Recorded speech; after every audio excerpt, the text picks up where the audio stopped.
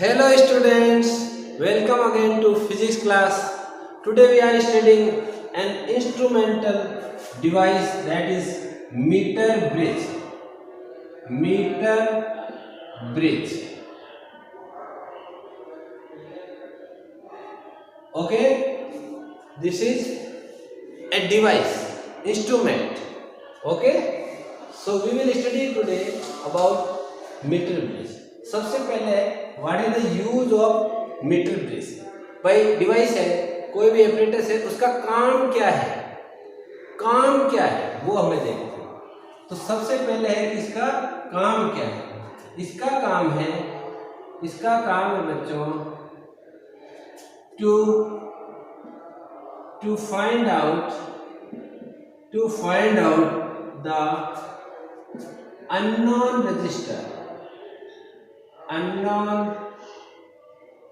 resistance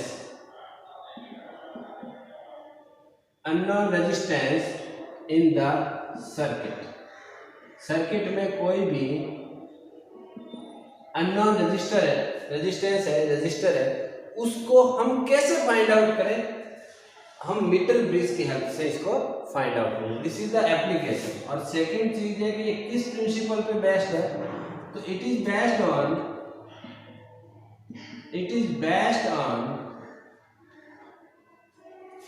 balanced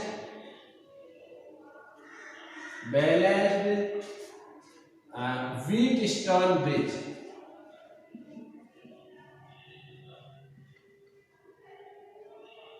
किस पे based है ये? बैलेंस्ड व्हीटस्टोन ब्रिज पे बेस्ड है। तो आप समझ गए होंगे कि मीटर ब्रिज का क्या तो काम है और किस प्रिंसिपल पर बेस्ड है। So it is based on balanced Wheatstone bridge. Wheatstone bridge के बारे में पिछले वीडियो में आपने बहुत बढ़िया से देखा होगा, बहुत ही सुंदर तरीके से और डिटेल में मैंने उसको एक्सप्लेन किया है। जिन बच्चों ने उसको नहीं देखा, पहले उस वीडियो पर जाएं और उसको समझें, ताकि मीटर ब्रिज को समझने में आपको एकदम आसानी रहे, अदरवाइज ये समझ में नहीं आएगा। तो बच्चों ये दो मेन इसके फंक्शन थे, वो मैंने लिख दिए हैं। और ये है क्या एक्चुअली? इट इज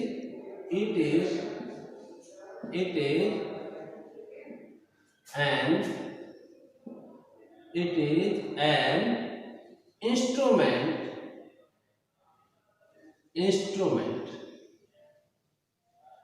या मैं कहूँगा इंस्ट्रूमेंटल डिवाइस। ये एक इंस्ट्रूमेंटल डिवाइस है, ये कुछ ना कुछ काम ऐसा करता है जिसकी हमें इलेक्ट्रिक जो भी फंक्शनिंग होती है उसमें इसका हम यूज करते हैं। तो ये तो हो गया मीटर ब्रिज के मेन कंसेप्ट। अब आते हैं हम कि मीटर ब्रिज है कैसा। मीटर ब्रिज है कैसा, किस तरह का होगा, क्या इसके अंदर फंक्शन होंगे, ये सब हम समझने वाले हैं। तो बच्चों देखो, सबसे पहले हम क्या करते हैं, इसको बहुत ही आसानी से बनाने की कोशिश करते हैं। कॉपर की प्लेट लगाते हैं। एनसीईआरटी में लिखा है मेटल प्लेट्स। क्या कहते हैं एनसीईआरटी में? Metal plates. लेकिन एक्चुअली में ये कॉपर प्लेट्स है, क्योंकि कॉपर सबसे ज्यादा पॉपुलर कंडक्टर है जिसको अपन काम में लेते हैं। कोई बहुत ज्यादा पैसे वाला सिल्वर की भी ले सकता है, चांदी की भी ले सकता है, बट ठीक है अपने कॉपर से काम चलाना है।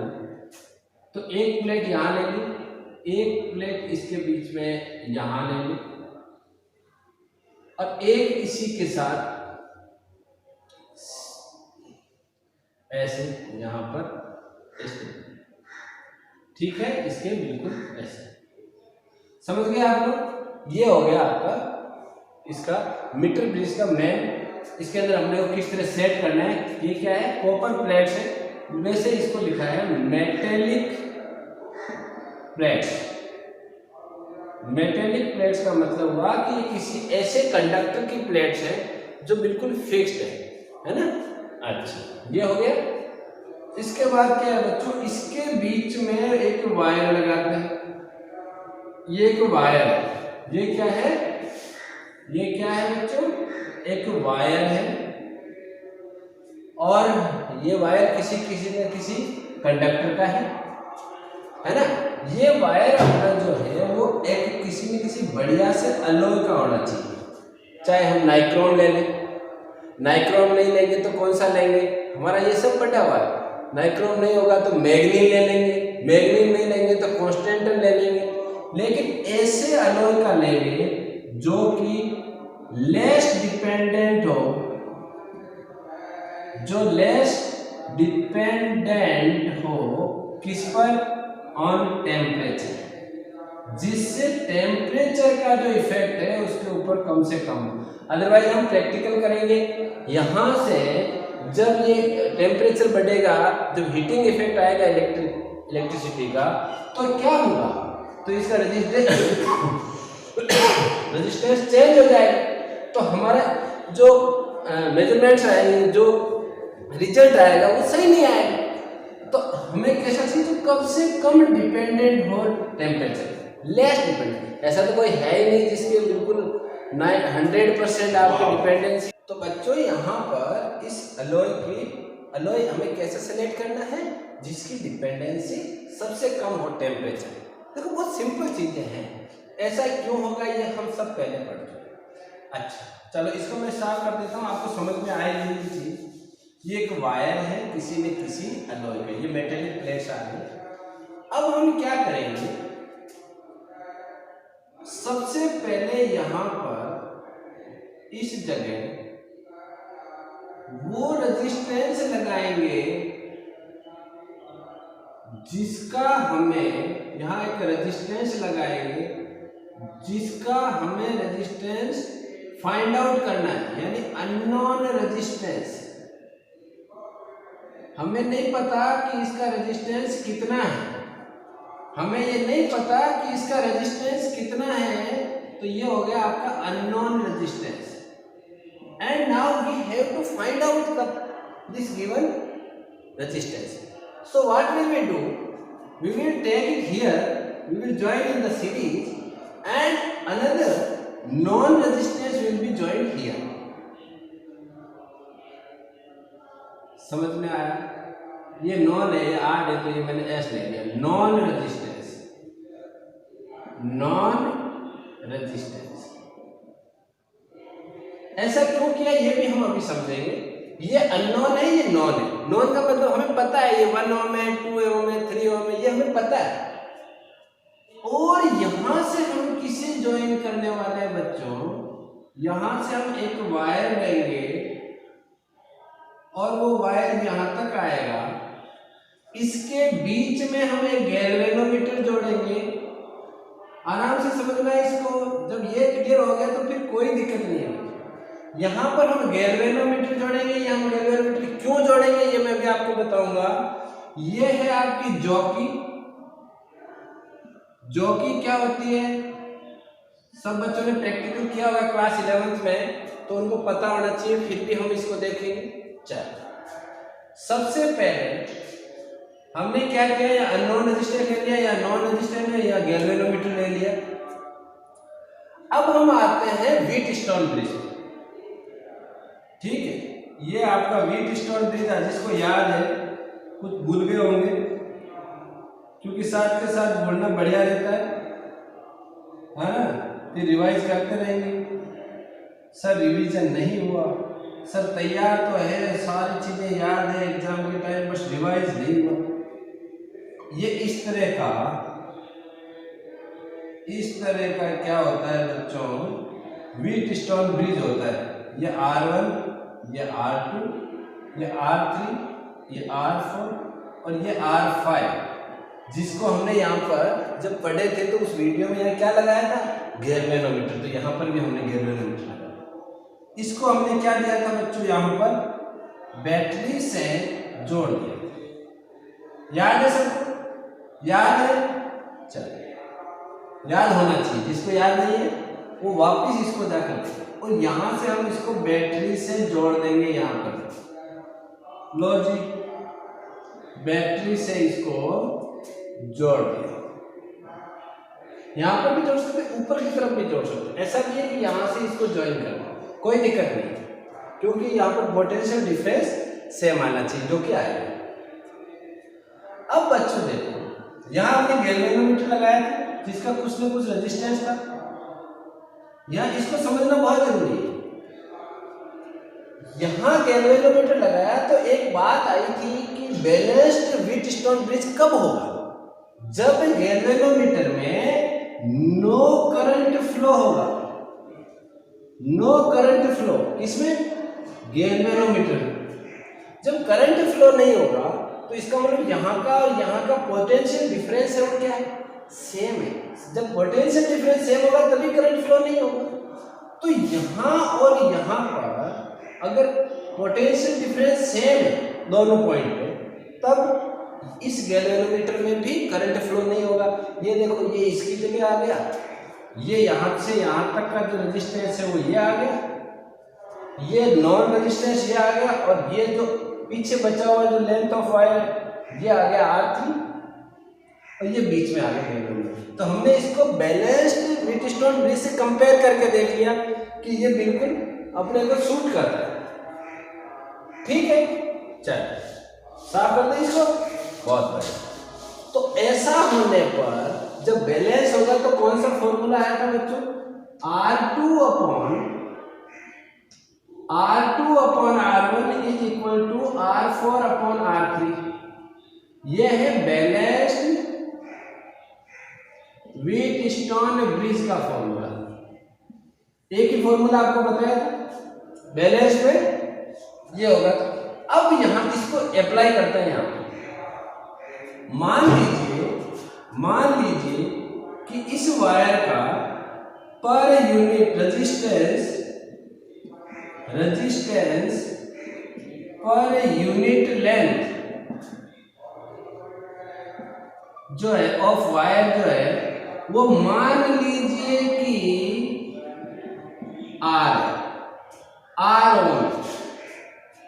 पूरा कितने का हो? पर यूनिट लेंथ, एक यूनिट लेंथ का R, और ये लेंथ जो है वो L है। ये लेंथ कितनी है? L है। तो ये टोटल जो इसकी लेंथ होती है वो होती है 100 सेंटीमीटर। कितने की होती है? 100 सेंटीमीटर, यानी 1 मीटर की। तभी तो इसको मीटर ब्रिज कहते हैं। तो ये जो 1 मीटर की है तो ये यहाँ पर L होगी, तो ये पीछे कितनी बच गई? 100 माइनस L। 100 minus L। ठीक है, ये क्लियर हो गया। ये लेंथ कितनी? L, यहां पर जो कि है यहां पर 100 माइनस L। अब देखो बच्चों, सिंपल सा कंसेप्ट है। मान लेते हैं कि इस पॉइंट D पर, ये पॉइंट है D जिसके ऊपर इसमें से करंट फ्लो नहीं हो रहा है। पता कैसे चलेगा? अरे गैल्वेनोमीटर है, इधर रखेंगे तो इसका डिफ्लेक्शन आ रहा है, इधर रखेंगे तो डिफ्लेक्शन आ रहा है ना। जब एक तरफ इस साइड में आ रहा है, एक तरफ इस साइड में आ रहा है, तो हम बीच में ले जाते रहेंगे जब तक जाएंगे जब तक कि इसके अंदर डिफ्लेक्शन आना बंद ना हो जाए। नो डिफ्लेक्शन, क्या आ जाएगा? No deflection. ये पोजीशन कैसी है? नो डिफ्लेक्शन की पोजीशन है। नो डिफ्लेक्शन का मतलब नो करंट। नो डिफ्लेक्शन का मतलब नो करंट, इसमें से करंट फ्लो नहीं हो रहा। इस साइड में मान लो यहाँ आ रहा है, इस साइड में यह आ रहा है, तो यहाँ पर नेगेटिव आएगा ना पॉजिटिव आएगा, बल्कि बिल्कुल नल डिफ्लेक्शन आएगा। नल डिफ्लेक्शन मतलब कोई डिफ्लेक्शन नहीं होगा। इसलिए इस डी पॉइंट को कहते हैं हम, डी पॉइंट को हम क्या कहेंगे? Null point. डी क्या है बच्चों? नल पॉइंट है। नल पॉइंट क्यों है? क्योंकि गैल्वेनोमीटर में डिफ्लेक्शन नहीं है। गैल्वेनोमीटर में डिफ्लेक्शन क्यों नहीं है? क्योंकि इसमें से करंट फ्लो नहीं हो रहा है, नहीं हो रहा है। चलो, बहुत बढ़िया। समझ में आया? समझ में आया कि नहीं आया? आना चाहिए। ठीक, पर यूनिट लेंथ का हमने ले लिया R1, तो L लेंथ का रेजिस्टेंस क्या हो जाएगा? L into R। अरे भाई, एक यूनिट लेंथ का अगर स्मॉल r है तो L लेंथ का क्या हो जाएगा? L into R। और इधर क्या हो जाएगा रेजिस्टेंस? इधर क्या हो जाएगा? 100 माइनस L इंटू R। हो जाएगा कि नहीं हो जाएगा? यूनिट लेंथ का आर है तो इसको मल्टीप्लाई कर देंगे। चलो ठीक है, अब रखते हैं हम इसको इस बैलेंस्ड व्हीटस्टोन ब्रिज के फॉर्मूले रखते हैं। चलो ठीक है, इसको मैं जो लिखा हुआ है इसको हटा देता हूं, यहां रखता हूं। ये क्या है बच्चों? R2 अपॉन R1, यानी ये अपॉन ये R अपॉन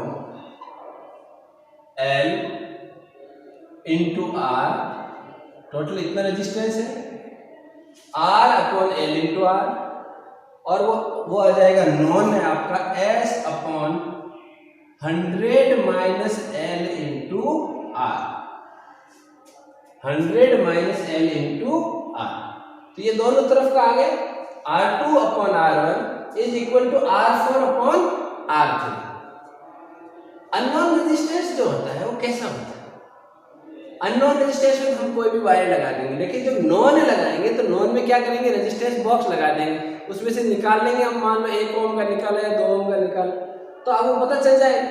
ये एक्चुअली में क्या होता है? कोई भी कोई रेजिस्टेंस बॉक्स होता है जिससे अपने को पता होता है कि कितने ओम का रेजिस्टेंस यहाँ पर लगा हुआ है। यहाँ हम इस फॉर्मूले पे आ चुके हैं। अब देखो R से R मर गया, पीछे क्या बचा? R upon L is equal to S upon 100 minus L। अब हमें कोई भी अननोन रेजिस्टेंस देते तो हम क्या करेंगे? यहाँ पर लगाएंगे, उसको नल पॉइंट निकालेंगे, नल पॉइंट से इधर वाली जो लेंथ है इसको मेजर कर लेंगे। मेजर करने के लिए हमें क्या चाहिए होगा? कैसे मेजर करेंगे? स्केल लगाएंगे। तो इसके लिए हम क्या करते हैं? यहाँ पर एक स्केल भी ज्वाइन कर देते हैं। कुछ कई में ऊपर की तरफ लगी होती है, यहाँ पर कई में नीचे की तरफ लगी, तो इससे कोई फर्क नहीं पड़ता। यहाँ पर एक स्केल लगा देंगे बच्चों, ऐसे एक स्केल लगा देंगे जिसके ऊपर क्या होता है कि इस तरह लिखे होते हैं। आप लोगों ने स्केल देखी हुई है, इसमें हम ज़्यादा डिटेल में नहीं जाएंगे। ऐसे लिखे होते हैं, है ना, 1 to 100। यहाँ पर हम मेजर कर सकते हैं कितने सेंटीमीटर की है। तो L इस मीटर इस पे रीड कर लेंगे, है ना, इसके ऊपर रीड कर लेंगे कितना सेंटीमीटर आया। इधर कितना बच गया? 100 में से माइनस कर लेंगे, टोटल 100 है, तो एक यहाँ आ जाएगी लेंथ, एक यहाँ आ जाएगी। ऐसा हमें पता है कि हमने कितना रेजिस्टेंस बॉक्स में काम में लिया है, नॉन है ना, पता है, और ये अननोन है, इसको यहाँ रख देंगे। इससे कैलकुलेशन करेंगे और हम फाइंड आउट कर लेंगे अननोन रेजिस्टेंस की क्या कितने ओम का है, उसकी वैल्यू जो है हम फाइंड आउट कर सकते हैं। तो प्यारे बच्चों, ये बात होगी अपने इस पूरे मीटर ब्रिज की। अब हमें बच क्या गया? जोकी क्या होती है? ये साफ कर नोट्स बनाते रहिए साथ के साथ। हमेशा जब भी वीडियो देखें प्लीज नोट्स बनाएं। नोट्स के बिना आपके पास कॉन्फिडेंस नहीं आएगा चीजों को लिखने में। अब हम बात करेंगे जोकी। किसकी बात करेंगे? जोकी कैसी होती है? जोकी एक्चुअल में इस तरह की होती है। यहाँ पर ऐसा बना होता है हल्की सी गुंडी, उसके नीचे एक ऐसी मेटेलिक रोड होती है, और यहाँ से ऐसे एकदम शार्प सा नाइफ के जितना बारीक उसके एज होती है, उसकी किनारी। यहाँ पर हम क्या करते हैं, लाकर ये जो वायर होता है, कोई भी वायर होता है, उसको यहाँ पर इसके यहाँ बांध देते हैं। यहाँ टाई अप करने के बाद जब जैसे इसको इस वायर के ऊपर हम एनसीईआरटी में लिखा होता है स्लाइड ओवर। क्या लिखा होता है? Slide over. स्लाइड ओवर मतलब इसको यहाँ फिसलाना है। इस वायर के ऊपर इस तरह, ये जैसे वायर है तो इसके ऊपर ऐसे ऐसे इसको फिसलाना है। लेकिन ऐसा करना नहीं चाहिए। क्यों नहीं करना चाहिए? क्योंकि अगर हम इसको फिसलाएंगे, यहाँ पर इसको स्लाइड ओवर करेंगे, तो ये इसको छील देगा और उससे इसका क्रॉस सेक्शन है वो चेंज हो जाएगा। और जब क्रॉस सेक्शन चेंज हो जाएगा वायर का, तो उसका रेजिस्टेंस भी बदलेगा। Because you already know that resistance is very dependent on the cross section of the wire. तो हमें ये पता है कि इसलिए जोकी को कभी भी स्लाइड ओवर नहीं करना चाहिए, बल्कि उठा के रखना चाहिए। यहाँ रखा, फिर यहाँ पर नल पॉइंट नहीं आया, यहाँ रखा, यहाँ से उल्टी डायरेक्शन में आ रहा है अगर डिफ्लेक्शन, तो इसके बीच में कहीं ना कहीं है, ऐसे उठा के रखना चाहिए। उठा के रखने से क्या होता है कि ये वायर जो है ये सेफ रहता है। तो बच्चों ये बात होगी जॉकी, जो कि वैसे अपन लिखना चाहे पूछेगा कोई नहीं, लेकिन फिर भी अगर हम लिखना चाहे तो ऐसे लिख सकते हैं, it is a small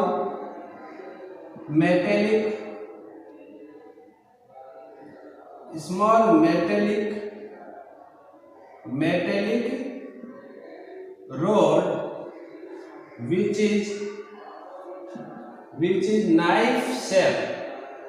knife edged